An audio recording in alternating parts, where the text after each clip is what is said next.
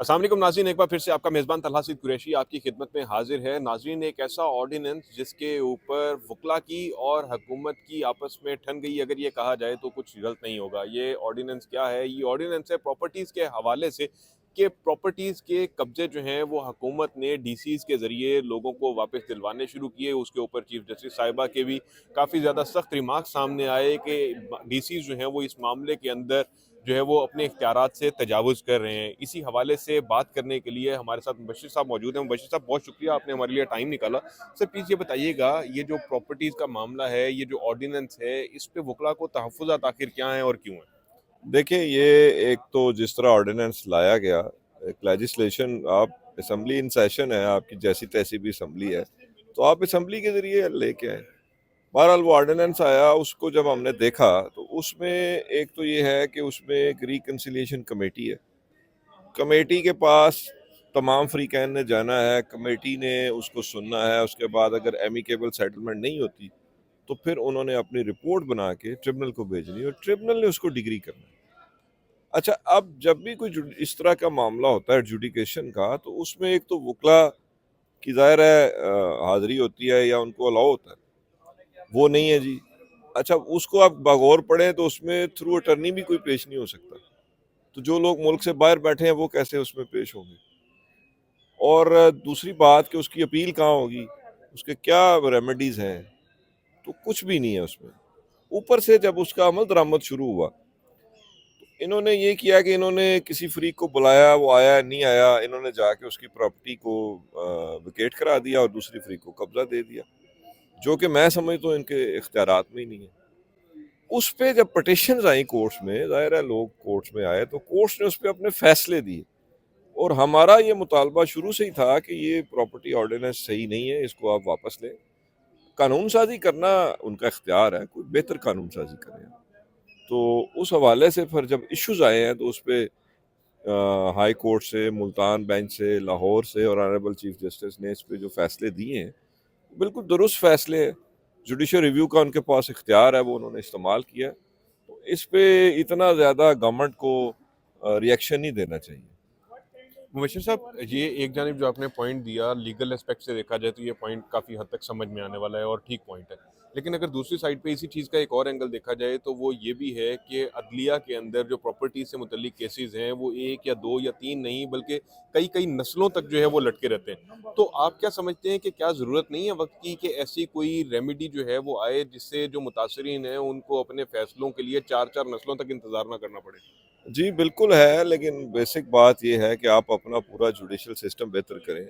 आप जुडिशरी को फैसिलिटेट करें, इक्विप्ड करें, आप उनके मावनत करें ताकि ये फ़ैसले आगे आ सकें और लोगों को बिल्कुल ये दुरुस्त बात है आपकी कि लोग यहाँ पे दहाइयाँ लग जाती हैं लिटिगेशन में, किसी न किसी इश्यू की वजह से वो अटके रहते हैं मामले, डिले सबसे ज़्यादा बड़ा मसला है इसमें। तो लेकिन बात ये है कि हमारे यहाँ गवर्नमेंट्स का एक तरीक़ाकार बन गया है कि वो एक स्पेशल लेजिस्लेशन के तौर पे, वक़्ती तौर पे किसी मामले को सॉल्व कर देते हैं। क्या होगा अगर ये प्रॉपर्टी ऑर्डिनेंस इसी तरह चलता रहता है? ये 4-6 माह, साल के बाद ये भी डिसफंक्शनल हो जाएगा। तो जब तक आप बेसिक रूट कॉज़ को एड्रेस नहीं करेंगे, आप जब तक जुडिशरी को इस नहज पे नहीं लेके आएँगे, उस पे देखिए बहुत सारे इश्यूज़ हैं। सबसे बड़ा इश्यू है सर्विस का इश्यू है। आप डिजिटलाइज़ करें हर चीज़ को। उसके बाद डिले का इश्यू है। आप डिले के बारे में लेजिस्लेशन करें कि अदालतों में डिले ना हो। इस तरह के जब आप इक़दामात करेंगे तो वो एक बुनियादी तब्दीली उससे आएगी। ये एक स्टेप गैप अरेंजमेंट है, आप एक नई जुरिस्डिक्शन क्रिएट कर दें और उस पे फिर वो मामले चलते रहते हैं। तो उससे कुछ मामला हल नहीं होगा, अवाम बेचारी इस पे ज़रूर उनके कंसर्न है। मैं भी ये समझता हूँ बतौर वकील कि ये मामले सॉल्व होने चाहिए, इंसाफ जल्दी मिलना चाहिए। लेकिन उसके लिए सब स्टेक होल्डर्स को बैठ के इसका कोई मुनासिब हल निकालना चाहिए। बशीर साहब, आपने ज़िक्र किया शुरू में बैरून मुल्क मुकीम पाकिस्तानियों का। ओवरसीज़ पाकिस्तानी जो हैं वो हमारी मईशत के अंदर भी बहुत ज़्यादा कंट्रीब्यूट करते हैं, लेकिन ऐसा एक कानून जब आता है तो ओवरसीज़ पाकिस्तानी जो हैं वो इससे कैसे मुतासिर हो सकते हैं कि अगर वो दोबारा यहाँ पर आ ही नहीं पा रहे, पेश नहीं हो पा रहे और उनकी जगह पे कोई और कब्जा कर लेता है, तो आप क्या समझते हैं उनको लिए जो है वो ये कितनी तशवीशनाक चीज़ हो सकती है? देखिए, ओवरसीज़ के मैं खुद भी केसेस डील कर रहा हूँ, उनके लिए सबसे बड़ा मसला यही होता है कि यहाँ पे वो मौजूद नहीं होते। अच्छा, अब उसके लिए एक नया इधर चीज़ आई है अभी पिछले 1 माह में कि वो ओवरसीज़ के लिए केसेस सिविल कोर्ट से लेके डिस्ट्रिक्ट कोर्ट को दे दिए गए और उनकी अपील डायरेक्ट हाई कोर्ट आएगी। तो एक फोरम से उन्होंने बाईपास कर दिया है ये इस वजह से कि डिले ना हो। लेकिन ओवरसीज़ के हवाले से जो सबसे बड़ा मसला है ना वो है उनकी रिप्रेजेंटेशन। अच्छा, उनको यहाँ पे कोई बंदा चाहिए जो उनकी जगह पे कोर्ट में पेश हो, जो उनकी जगह पे एविडेंस दे, जो डॉक्यूमेंट्स दे, जो केस को आगे लेके चले, वो नहीं है उनके पास। तो मैंने इससे पहले भी कुछ फोरम्स पे ये बात की थी कि आप उनको फैसिलिटेट करें। उनको अभी हमारी कोर्ट्स में वहाँ पे एक बना है कि एविडेंस जो है वो स्काइप के ज़रिए होती है। इसको आप ज़्यादा करें। उनकी रिप्रेजेंटेशन आप वहीं से ले लें जहाँ पे वो बैठे हैं। वो उनके लिए कुछ स्पेशल रूल्स या लॉ ऐसा बनाएं कि उनको अटॉर्नी की ज़रूरत ना पड़े। तो ये वो काम है जो करने वाले हैं। फोरम बदल देने से, बाकी कर देने से कुछ भी नहीं होगा।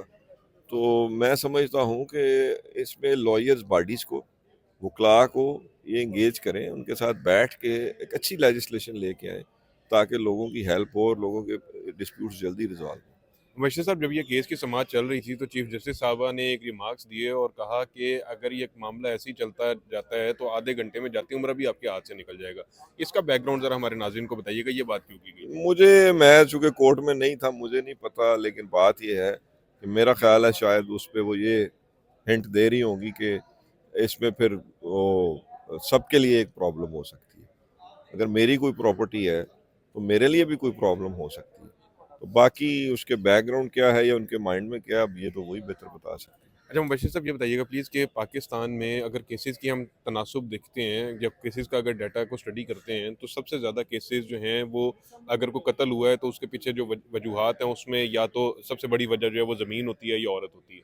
तो ज़मीन के केसेस जो हैं, ये आप क्या समझते हैं कि एक जो फास्ट ट्रैक इनको किस तरह से किया जा सकता है? लेजिस्लेशन की तो जहाँ पे है ज़रूरत तो है ही है, लेकिन इसमें किस तरह से इस चीज़ को मज़ीद बेहतर बनाया जा मैं सकता इस पे आपको सिर्फ एक ही बात करूंगा, ये सारी चीज़ों का एक ही हल है कि अदालतों में डिले ना हो। अच्छा, डिले ख़त्म करने के लिए ज़रूरी है कि सुप्रीम कोर्ट और हाई कोर्ट से पहले ये काम शुरू हो। इसमें मेरा एक मशवरा समझ लें, मेरा इनपुट समझ लें कि वो ये है कि आप जो केस फिक्स करें उसको आप डिसाइड कर दें उस दिन। आप किसी वजह से उसको एडजर्न ना करें। चाहे आप 4 केस फिक्स कर दें, 10 कर दें, बट आप डिसाइड करें। एडजर्नमेंट्स जो है ना, वो इन सारे मामलात में सबसे बड़ी रुकावट है। तो ये लेकिन इनको हाई कोर्ट और सुप्रीम कोर्ट से ये शुरू करना पड़ेगा, फिर उसको नीचे लेके जाएं। एडजर्नमेंट, अगर कोई पार्टी अननेसेसरली एडजर्न कराती है अपना केस, उसको बर्डन करें, उसको कॉस्ट डालें, हैवी कॉस्ट डालें और हर आने वाले डेट पे उसको ज़्यादा कॉस्ट करें ताकि डिले ना हो। जब डिले नहीं होगा तो ये मैटर सॉल्व हो जाएंगे। फिर आपको ना ये अलहदा से लॉज बनाने की ज़रूरत होगी, ना आपको कोई इस तरह के इश्यूज आएंगे। तो ये मामला कोर्ट्स में ही हल हो जाएगा, लेकिन आप इस पे डिलेज को ख़त्म करें। बशीर साहब, इस मामले के ऊपर आपने बड़ी तफसीलन बात की है। एक और इशू के ऊपर भी आपसे मैं डिस्कशन करना चाह रहा हूँ। 2-4 सवाल ही उस हवाले से भी मैं करूँगा आपसे। कराची के अंदर इस वक्त आपका ही ग्रुप जो है वो बरसरे इक़्तिदार है बार के अंदर। कराची में एक वाक़या हुआ कि रजब भट्ट, जो बड़ा मशहूर यूट्यूबर और इन्फ्लुएंसर हैं, वो नानी वाला के साथ, नदीम मुबारक नानी वाला के साथ वहाँ पेश होते हैं। वकला उनको तशद्दुद का निशाना बनाते हैं। जब वकला उनको तशद्दुद का निशाना बनाते हैं, उन बैरिस्टर मियां अली इशफाक साहब जो हैं वो एक अपनी मुद्दईयत के अंदर वकला के खिलाफ ही मुकदमा दर्ज करवाते हैं।